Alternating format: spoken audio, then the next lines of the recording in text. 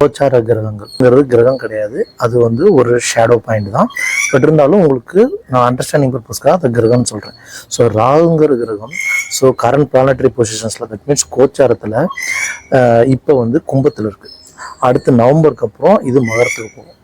So இந்த ராகுங்கிற current இந்த planet வந்து உங்கள் ஜாதகத்தில் இருக்க சுக்கிரன்கிற கிரகத்தோட 1, 5, 7, 9 அப்படிங்கிற பொசிஷனில் வந்து கனெக்ட் ஆச்சு அப்படின்னா உங்கள் லைஃப்பில் எந்த மாதிரி சுச்சுவேஷன்லாம் என்னென்னலாம் ஏற்படும் அப்படின்னு பார்த்தீங்கன்னா, ஃபார் எக்ஸாம்பிள் இப்போ கும்பத்தில் இருக்கிற ராகு வந்து அதே உங்கள் ஜாதகத்தில் கும்பத்திலே சுக்கிரன் இருந்தாவோ, அதில் துலாத்தில் சுக்கிரன் இருந்தாவோ, அப்படி இல்லைன்னா சிம்மத்தில் சுக்கிரன் இருந்தாவோ, அப்படி இல்லைன்னா மிதுனத்தில் சுக்கிரன் இருந்தாவோ, உங்கள் லைஃப் இப்போ லாஸ்ட் ஒரு 1 இயராகவே எப்படி இருந்திருக்கும் அப்படின்னு பார்த்தீங்கன்னா, உங்களுக்கு திடீர்னு கல்யாணம் ஆகிடுது அப்படின்னா உங்களோட மனைவிக்கு வந்து உடல்நல கோளாறு ஏற்பட்டிருக்கும், உடல் நலத்தில் பிரச்சனை ஏற்பட்டிருக்கும்.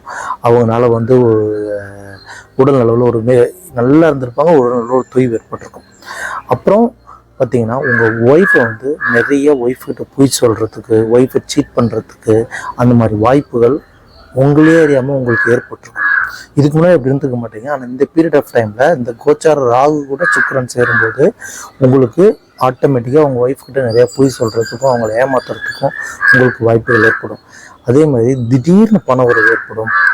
அந்த பணம் வந்து பார்த்திங்கன்னா தவறான வழியிலையும் வரத்துக்கு வாய்ப்புகள் 199.99% அதிக வாய்ப்பு இருக்குது. நிறைய பொருள் சேர்க்கை உண்டாகும். உங்களுக்கு நிறைய விதமாக பொருள் சேர்க்கை உங்களுக்கு உருவாக வாய்ப்புகள் ஏற்படும். போயிட்டுருக்கு. அந்த கேஸ் எப்படா முடியும் திங்க் பண்ணிகிட்டே இருந்திருப்பீங்க. அது எந்த வகையான கேஸாக இருக்கலாம்.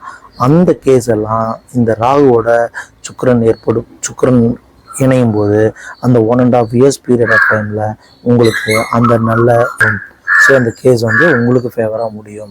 அது மட்டும் இல்லாமல் உங்கள்கிட்ட இருக்க ஆடம்பர பொருள், ஸோ ஆடம்பர பொருள்னு சொன்னால் அத்தியாவசிய தேவையே இல்லாமல் உங்கள் கையில் இருக்கிற மொபைல் ஆகட்டும், பைக் ஆகட்டும், கார் ஆகட்டும், ஜுவல்ஸ் ஆகட்டும், இது எல்லாமே ஆடம்பர பொருள்.